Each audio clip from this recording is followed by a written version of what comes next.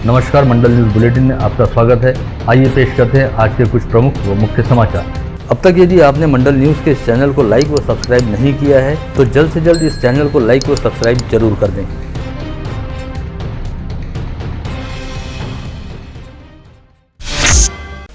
पड़ोसी राज्य कर्नाटक में कोविड वायरस के नए स्ट्रेन ओमिक्रॉन से संक्रमित 2 मरीज पाए जाने के बाद महाराष्ट्र सरकार ने भी काफी सतर्कता बरतनी शुरू की। इसके तहत स्वास्थ्य मंत्री राजेश टोपे द्वारा दी गई जानकारी के मुताबिक मुंबई विमानतल पर बाहरी देशों से आने वाले 800 नागरिकों की RT-PCR टेस्ट की गई है, जिसमें से कोविड पॉजिटिव पाए जाने पर 28 लोगों के throat swab sample genome sequencing के लिए भेजे गए हैं, ताकि यह पता लगाया जा सके कि कहीं वे कोविड वायरस के ओमिक्रॉन स्ट्रेन से संक्रमित तो नहीं। ऐसे में फिलहाल इन सभी 28 संक्रमितों को ओमिक्रॉन संदेहित मानते हुए सबसे अलग आइसोलेशन में रखा गया है। इस जानकारी के साथ ही स्वास्थ्य मंत्री टोपे ने कहा कि ओमिक्रॉन संक्रमित मरीजों की मौत का प्रमाण बेहद कम है और विगत दिनों कर्नाटक में ओमिक्रॉन संक्रमित पाए गए 2 मरीजों में से एक मरीज को अस्पताल से डिस्चार्ज भी दे दिया गया है। अतः किसी ने भी इस संक्रमण को लेकर बेवजह घबराना नहीं चाहिए, बल्कि राज्य के सभी नागरिकों ने कोविड टीकाकरण कराते हुए कोविड प्रतिबंधात्मक नियमों का पालन करना चाहिए। अचलपुर शहर के विदर्भ मिल परिसर में रहने वाले विशाल मधुकर नवलकर नामक 40 वर्षीय व्यक्ति को विगत 1 दिसंबर को हुए हादसे में सिर पर काफी गंभीर चोटें आई थी और डॉक्टरों द्वारा महत प्रयास किए जाने के बावजूद विशाल ब्रेन डेड हो गया। ऐसे में डॉक्टरों सहित सामाजिक कार्यकर्ताओं द्वारा किए गए प्रयासों के बाद विशाल की पत्नी और भाई ने अपने दुख को परे रखते हुए विशाल के अंगदान को लेकर हामी भरी, जिसके बाद आज सुबह परतवाड़ा शहर में ग्रीन कॉरिडोर साकार करते हुए विशाल के लीवर सहित उसकी दोनों किडनियों को अत्याधुनिक एम्बुलेंस के जरिए नागपुर भिजवाया गया, जहाँ पर उन्हें जरूरतमंद मरीजों के शरीर में प्रत्यारोपित किया गया। वहीं विशाल की दोनों आंखें अमरावती की हरिना नेत्रदान समिति को दान की गई। इस समय दुर्भाग्य वाली बात यह रही कि अचलपुर व परतवाड़ा शहर में हेलीपैड की व्यवस्था नहीं रहने के चलते इच्छा रहने के बावजूद विशाल के हृदय व फुफ्फुस को दिल्ली अथवा चेन्नई के अस्पताल में भर्ती रहने वाले मरीजों में प्रत्यारोपित करने हेतु भिजवाया नहीं जा सका। पुनर्जीवन फाउंडेशन द्वारा किए गए प्रयासों के चलते तीसरी बार परतवाड़ा स्थित डॉक्टर आशीष भंसाली के अस्पताल में अंगदान की प्रक्रिया को पूर्ण करते हुए शहर में ग्रीन कॉरिडोर साकार किया गया। वहीं इतना बड़ा फैसला लेने के लिए विशाल नवलकर की पत्नी व उसके भाई सहित उसके परिजनों का समाज द्वारा अभिनंदन किया जा रहा है।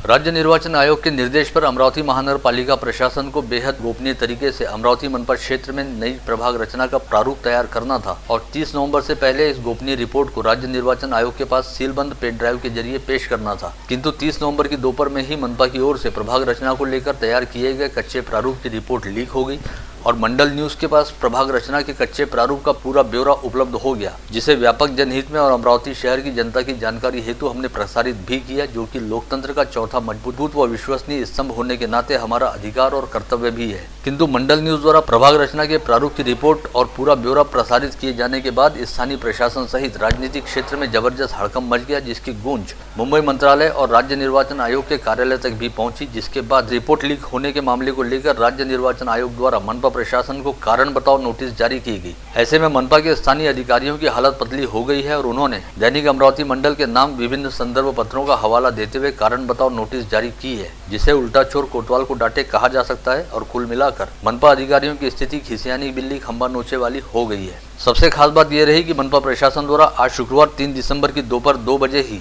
अमरावती मंडल के नाम शोकॉज नोटिस जारी की गई, जिसमें आज ही दोपहर 3 बजे मनपा प्रशासन के सामने उपस्थित रहकर स्पष्टीकरण देने हेतु कहा गया। करीब 8-10 पंक्तियों वाली इस नोटिस में इस बात का स्पष्ट तौर पर कहीं कोई उल्लेख ही नहीं है कि आखिर स्पष्टीकरण किस बात का देना है और कारण किस चीज का बताना है। क्या हमसे खबर की सत्यता को लेकर सवाल पूछा जा रहा है या फिर यह जानने का प्रयास किया जा रहा है कि आखिर हमें यह खबर कहां से मिली थी। ऐसे में मनपा प्रशासन को यह नहीं भूलना चाहिए कि संविधान के अनुच्छेद 19A में अभिव्यक्ति की स्वतंत्रता परिभाषित की गई है और हमने अपनी पत्रकारीय जिम्मेदारी का बेहद जिम्मेदाराना पूर्ण ढंग से पालन किया है। राज्य निर्वाचन आयोग द्वारा प्रभाग रचना को लेकर जारी की गई गोपनीयता की शर्त मनपा प्रशासन और मनपा के घटक प्रमुख के लिए लागू थी। उसके दायरे में कोई अखबार नहीं आता था। इसके साथ ही मनपा प्रशासन द्वारा नोटिस जारी करते हुए हमसे जिस जांच समिति के सामने उपस्थित रहने और अपना जवाब पेश करने हेतु निर्देशित किया गया, तो सबसे बड़ा सवाल ये है कि क्या खुद मनपा प्रशासन के पास कोई ऐसा अधिकार है जिससे वह किसी पंजीकृत अखबार को निर्देशित कर सके। साथ ही क्या मनपा द्वारा गठित किसी जांच समिति के अधिकार क्षेत्र में किसी अखबार से पूछताछ करना शामिल है। वहीं मनपा प्रशासन को यह भी नहीं भूलना चाहिए कि किसी भी अखबार या संवाददाता से उसकी खबर का स्रोत नहीं पूछा जा सकता।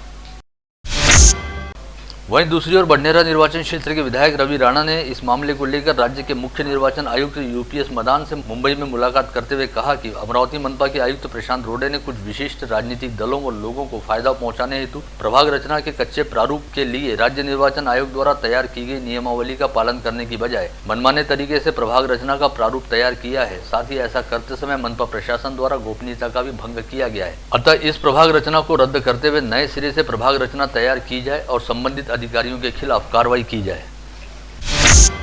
गत रोज बोहरा गली परिसर में रहने वाले एक संभ्रांत परिवार की सजग व ईमानदार महिला ने शहर पुलिस आयुक्त डॉक्टर आरती सिंह से मुलाकात करते हुए उन्हें जानकारी दी थी कि उन्होंने अपने परिचय में रहने वाली बीमा एजेंट महिला के कहने पर फैमिली हेल्थ इंश्योरेंस पॉलिसी ली थी, जिसके लिए श्री कृष्णपेट परिसर स्थित एक अस्पताल में उनका व उनके परिजनों का मेडिकल चेकअप कराया गया था। पश्चात 4 माह बाद उन्हें अलग अलग बीमा कंपनियों से कोविड इंश्योरेंस क्लेम के लिए वेरिफिकेशन कॉल आने शुरू हुए और एक कंपनी ने तो बाकायदा उनके बैंक खाते में 2.5 लाख रुपए जमा भी करा दिए, जबकि हकीकत यह है कि उक्त महिला सहित उनके परिवार का कोई भी सदस्य कोविड संक्रमित नहीं हुआ था और वे किसी अस्पताल में भी भर्ती नहीं हुए थे। इसके बावजूद उन्हें कोविड हेल्थ इंश्योरेंस पॉलिसी का क्लेम बिना मांगे दिया जा रहा है। इस महिला द्वारा खुद होकर सामने आते हुए कोविड इंश्योरेंस पॉलिसी के नाम पर चल रहे फर्जीवाड़े की जानकारी दिए जाते ही शहर पुलिस आयुक्त डॉक्टर आरती सिंह ने इस मामले की जांच आर्थिक अपराध शाखा को सौंपी, जिसके तहत कल उक्त महिला एजेंट को भी पूछताछ हेतु बुलाया गया था। किंतु उस महिला की बजाय उसका पति पुलिस के पास पहुंचा, जिसने अपनी पत्नी की तबीयत खराब रहने का हवाला देते हुए कहा कि उसकी पत्नी बाद में पुलिस के सामने उपस्थित होगी। लेकिन अब यह जानकारी सामने आ रही है कि चूंकि वह शिकायतकर्ता महिला और बीमा एजेंट के तौर पर काम करने वाली महिला एक ही समुदाय से वास्ता रखते हैं, अतः समाज के कुछ बड़े लोगों द्वारा इसे आपसी मामला बताते हुए आपस में ही निपटा लेने को लेकर प्रयास किए जा रहे हैं। साथ ही फिरियादी महिला पर इस बात को लेकर सामाजिक दबाव भी बनाया जा रहा है कि वह पुलिस आयुक्त को दी गई अपनी शिकायत वापस ले ले, जिसमें लक्ष्मीकांत नामक एक व्यक्ति द्वारा प्रमुख भूमिका निभाई जा रही है। पता चला है कि लक्ष्मीकांत नामक यह व्यक्ति ही कोविड इंश्योरेंस क्लेम को लेकर चल रहे फर्जीवाड़े का मुख्य मास्टरमाइंड है, जो अलग अलग बीमा कंपनियों का काम करने के साथ ही वित्तीय मामलों से संबंधित कामकाज चलाया करता है। और इस व्यक्ति के यहाँ पर एजेंट के तौर पर काम करने वाले सभी लोगों द्वारा कोविड इंश्योरेंस पॉलिसी धारकों को इंश्योरेंस क्लेम दिलाने का काम बड़े जोर शोर से किया गया।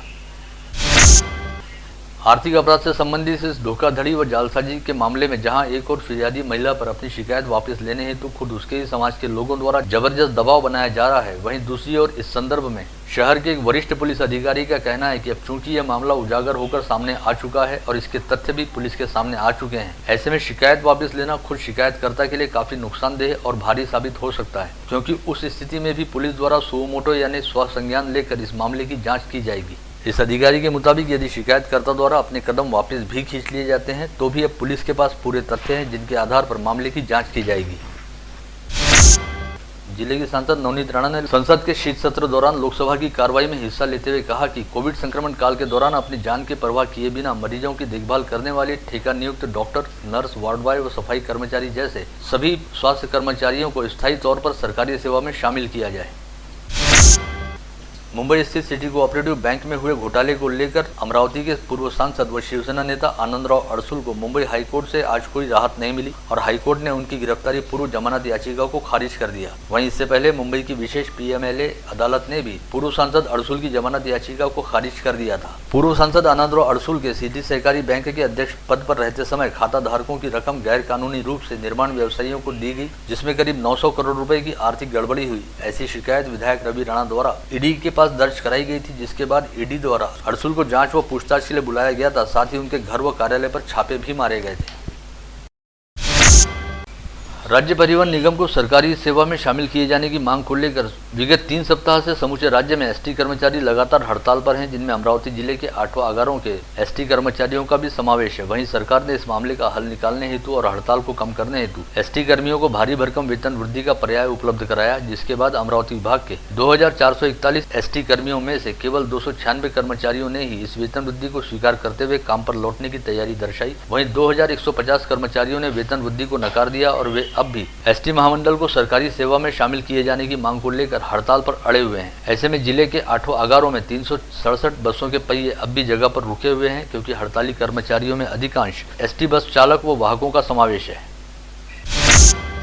मनपा के उत्तर जोन सभापति संजय वानरे की संकल्पना से संतोषी नगर परिसर में एक आकर्षक उद्यान साकार किया गया है, जिसका गत रोज पूर्व पालक मंत्री व विधान परिषद सदस्य प्रवीण पोटे पाटिल द्वारा मुआयना किया गया। इस समय मनपा के सभागृह नेता तुषार भारती भी प्रमुख रूप से उपस्थित थे। पूर्व पालक मंत्री प्रवीण पोटे ने इस उद्यान का निरीक्षण करने के साथ ही इसकी प्रशंसा की और जोन सभापति संजय वानरे का इस कार्य हेतु अभिनंदन किया। स्थानीय प्रभाग क्रमांक 14 जवाहर गेट बुधवारा में बोहरा मस्जिद के पास कंक्रीट नाली व सड़क दुरुस्ती का काम पूर्व महापौर व पार्षद विलास इंगोले तथा क्षेत्र की पार्षद सुनीता भेले की वार्ड विकास और शिक्षा निधि से मंजूर किया गया है। गत रोज इन दोनों विकास कामों का भूमि पूजन पूर्व महापौर व पार्षद विलास इंगोले के हाथों किया गया। राज्य अल्पसंख्यक आयोग के अध्यक्ष ज मो अभ्यंकर 2 से 5 दिसंबर तक अमरावती जिले का दौरा करने वाले थे, किंतु कुछ प्रशासकीय कारणों के चलते इस दौरे को आगे टाल दिया गया है। इस आशय की जानकारी देते हुए आयोग की ओर से कहा गया है कि अगले दौरे को लेकर प्रस्तावित तिथि के संदर्भ में जल्द ही घोषणा की जाएगी।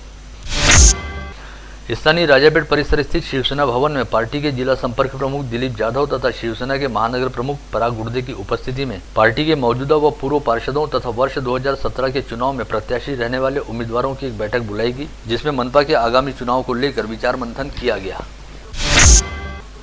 स्थानीय श्री सरयू पारिन ब्राह्मण सभा द्वारा विगत अनेक दिनों से समाज भवन के निर्माण का प्रयास किया जा रहा है, जिसके लिए भूमि खरीदने एवं भवन निर्माण हेतु समाज बंधुओं से सहयोग राशि का संकलन किया जा रहा है। इस बात से अवगत होने के बाद शहर में रहने वाले प्रतिष्ठित तिवारी परिवार द्वारा समाज के पदाधिकारियों को स्वयं स्फूर्त रूप से अपने यहां आमंत्रित कर 2,71,000 रुपए की सहयोग राशि प्रदान की गई। यह श्री सरयू पारिन ब्राह्मण समाज भवन हेतु किसी भी परिवार की ओर से मिली अब तक की सबसे बड़ी दान राशि है, जिसके लिए समाज के पदाधिकारियों सहित सभी समाज बंधुओं द्वारा तिवारी परिवार के सभी सदस्यों का अभिनंदन किया गया। तिवारी परिवार द्वारा 2,71,000 रुपयों की धनराशि का धनादेश अपनी माताजी स्वर्गीय धर्मराजी व पिताजी स्वर्गीय अनिरुद्ध उर्फ सूबेदार तिवारी की स्मृति में प्रदान किया गया है।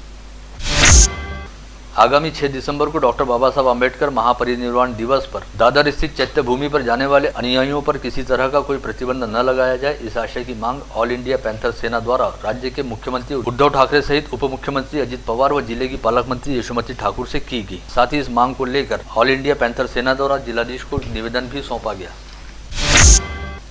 अपनी विभिन्न प्रलंबित मांगों को लेकर अपंग जनता दल द्वारा विश्व अपंग दिवस के उपलक्ष्य में एक दिवसीय धरना प्रदर्शन आंदोलन जिलाधीश कार्यालय के सामने किया गया। अचलपुर तहसील अंतर्गत आने वाले अंबाडा कंडारी ग्राम पंचायत के वार्ड क्रमांक 1 में मूलभूत सुविधाएं उपलब्ध कराए जाने की मांग क्षेत्र के सामाजिक कार्यकर्ता राजू वानखड़े व रामेश्वर इंगले द्वारा ग्राम सचिव से की गई है। शिवसेना तथा युवा सेना की गाड़गेनगर शाखा द्वारा कल शनिवार 4 नवंबर को गाड़गेनगर स्थित संत नामदेव महाराज मंदिर में कोविड टीकाकरण शिविर का आयोजन किया जा रहा है। सुबह 9 से शाम 5 बजे तक चलने वाले इस टीकाकरण शिविर में कोविशील्ड वैक्सीन का पहला व दूसरा डोज उपलब्ध कराया जाएगा। विगत 24 घंटे के दौरान जिले में एक व्यक्ति कोविड संक्रमित पाया गया। इस समय जिले में कुल 8 एक्टिव पॉजिटिव मरीज हैं, जिनमें मनपा क्षेत्र के 4 तथा ग्रामीण क्षेत्र के 4 मरीजों का समावेश है, जिसमें से केवल 1 मरीज कोविड अस्पताल में भर्ती है। वहीं मनपा क्षेत्र में 5 व ग्रामीण क्षेत्र में 2 मरीजों को होम आइसोलेशन में रखा गया है। विगत 24 घंटे के दौरान जिले में 529 संदिग्धों के थ्रोट स्वैब सैंपलों की जांच की गई, जिसमें से 0.19% की टेस्ट रिपोर्ट पॉजिटिव आई है। साथ ही इस समय कोविड संक्रमित मरीजों के कोविड मुक्त होने का प्रमाण 98.33% पर स्थिर है।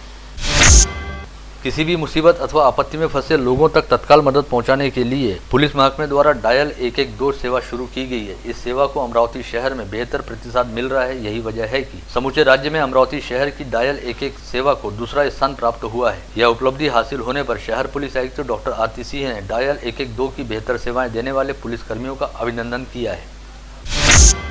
स्थानीय डॉक्टर पंजाबराव देशमुख स्मृति मेडिकल कॉलेज व अस्पताल में बुधवार की रात तिवसा तहसील निवासी विष्णुपंत साठौने नामक 71 वर्षीय बुजुर्ग व्यक्ति को ब्रेन स्ट्रोक हो जाने के चलते भर्ती कराया गया था और स्वास्थ्य की स्थिति काफी गंभीर रहने के चलते उन्हें अति दक्षता विभाग में रखा गया, किंतु रात के समय उनके पलंग पर चींटियां चढ़ गई और उनकी बाईं आंख की पलकों को चींटियों ने काट खाया, जिससे उनकी आंख पर सूजन आ गई। यह मामला दूसरे दिन उस समय उजागर हुआ जब उनका एक परिजन उन्हें सुबह का चाय नाश्ता देने हेतु उनके पास पहुंचा, जिसके बाद संतप्त परिजनों ने मौके पर उपस्थित डॉक्टरों व मेडिकल स्टाफ को जमकर आड़े हाथ लेते हुए आरोप लगाया कि रात में इस वृद्ध मरीज की ओर किसी ने ध्यान नहीं दिया, जिसकी वजह से यह मामला घटित हुआ है। मामले की जानकारी मिलते ही अस्पताल के डीन डॉक्टर अनिल देशमुख ने वार्ड में पदस्थ परिचारिका को कारण बताओ नोटिस जारी करते हुए खुद मौजूद रहते हुए खुद अपनी आंखों के सामने पूरे वार्ड की साफ सफाई करवाई।